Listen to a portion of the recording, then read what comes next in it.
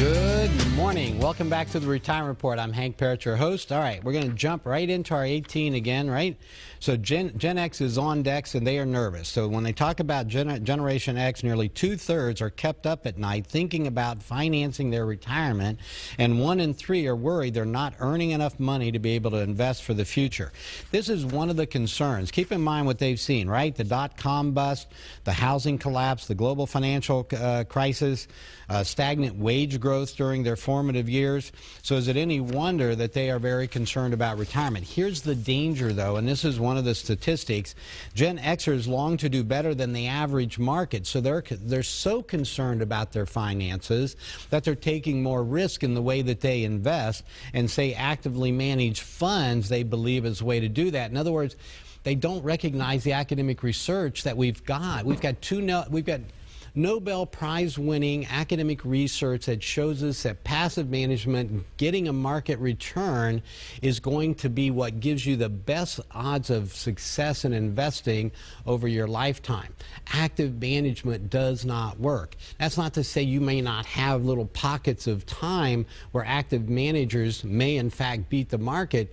But if they were consistent, if they could do it over the long term, then we'd have something to talk about. But unfortunately, which of those active managers beat the market, the small percentage that do, we only find out about it after the fact. And it's interesting to note that when you then, if you chase that manager, if you go invest in that fund, and I've shared this with you in previous shows, you see in fact that they underperform the market after that period. So they just happen to get lucky in terms of having the right mix at the right time. The danger is, though, if you chase that kind of strategy, the average investor, according to Dalbar, think of this. The S&P 500, and I've talked about this, the market, right? The 500 largest companies in the United States, they make up 70% of the equity in the stock market. They outperform over 90% of actively managed equity mutual funds out there. And what do we find out with the S&P? Over the last, let's say if we go back and we take in the 90s in this, or then you're going to get a 10% return if you look over the last 40 years, an example. Now, if you look over the last, say, 16, 18 years, that return is going to be more around 5% a year. But if you compare it to the average investor, that's still 3 times what the average investor got who is pursuing active management strategies.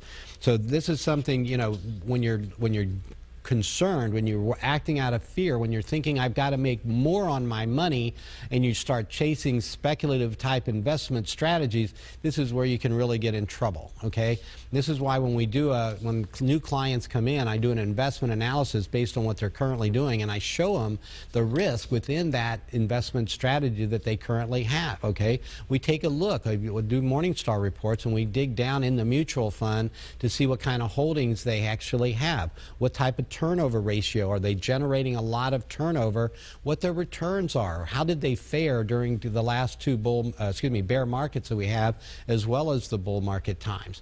We look at all of that. On the bond funds, we look and see what the holdings are. Do you have long duration bonds? Do you have junk bonds?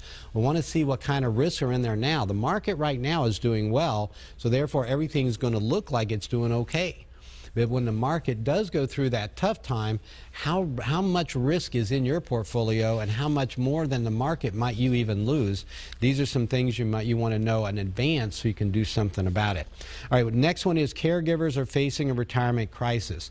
For those of you that are caregivers having to take care of a family member, maybe it's a child, maybe it's maybe it's your spouse. Almost 9 in 10 caregivers are concerned about what will happen to their special needs relative when they are no longer living. 59% of caregivers have not even taken a basic step of preparing a will, which is so important to help take care of what's going to happen if you're gone. 60% of caregivers with life insurance have less than $300,000, so they've not funded what may be needed to provide the care for that special needs person. The lifetime cost of caring for a dependent with autism is an example, between $1.5 to $2.5 million. Only 23% of caregivers have a formal financial plan. So these are people that need it the most. I mean, or some of those that need it greatly. Financial planning can be such a boon. It can give you the peace of mind. It can make sure you're doing the right things, the best things you can based on your given situation. Caregivers are also concerned about their own financial future and how their caregiving responsibilities may adversely affect their own retirement because, right, they're going to be drawn down on their resources to help take care of that loved one. Yet almost 1/3 of the group is not saving at all for retirement. Okay, which is obviously you're definitely going to fail. If you can't put money away from retirement, your retirement's going to be extremely limited, to say the best. Only 16% of caregivers believe they are financially secure. Okay, 84% then do not. 70% believe they will have to compromise their own retirement plans to be able to provide for that special needs dependent. Again, and it goes on. There are ways that you can protect against these. It starts with planning and getting a good plan in place, getting some of these basics taken care of, just like I lay out in the book, the 7 steps. All you got to do is follow those, and you're going to be able to, you're going to be way ahead of many of the people that are cited in these studies. All right, here's another one, healthcare costs. I've talked about this before. Retirees are going to need about $130,000 on average to cover out-of-pocket healthcare costs in retirement. The estimate from Fidelity Investments forecasts women will spend about $135,000 on healthcare in retirement, while men will spend about $125,000 on health care.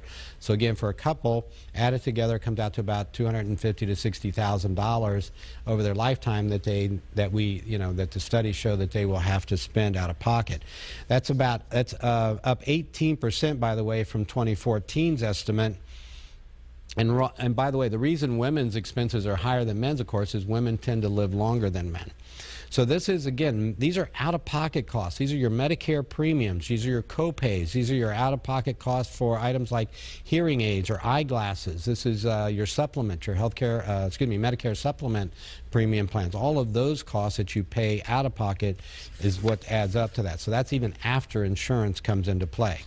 Most Americans are concerned about health care expenses in retirement. A recent study by financial services firm Edward Jones found that almost 2/3, 60% of Americans are concerned about how they will pay for health care costs in retirement. Researchers interviewed more than 1,000 non-retired and retired Americans, and the study revealed a strong variation. And this makes sense, right?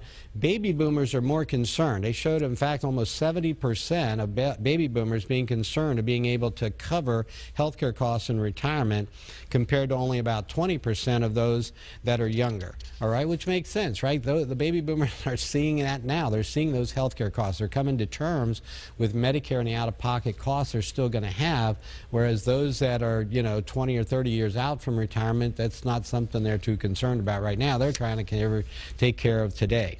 All right, many retirees are one healthcare. This was astounding to me. One healthcare crisis away from financial collapse, and they're talking about just a $15,000 or more. So here's how it goes. This was by LIMRA. Secure Retirement Institute revealed that more than half of non-retired Americans believe a significant out-of-pocket health care expense, $15,000 or more, would seriously compromise their financial security in retirement. 8 in 10, 80% of non-retired Americans think there is a 50-50 chance that they would face this kind of health care expense if they were a 65-year-old retiree today. And although survey retirees have only been retired an average of 8 years, 10%, all right, think of that. So those that have been retired for about 8 years, 10% of them have already experienced an out-of-pocket health care cost of $15,000 or more. The actual incident of health care shocks is likely even higher because very sick people are usually unable to complete the survey. So they're expecting these numbers are conservative and that the actual numbers are quite a bit higher. The average annual amount spent on health care in 2014 was just under $6,000 for those aged 65 to 74. Think about that, $500 a month just for health care costs, $5,708 for 75 and older. So about 12% of all annual spending for the 12 to 15% for these age group is just on health care. All right, now think in terms of what you have for income. Have you budgeted in that 12 to 15% of what you've got, what you're going to have for income is just going to go for health care costs?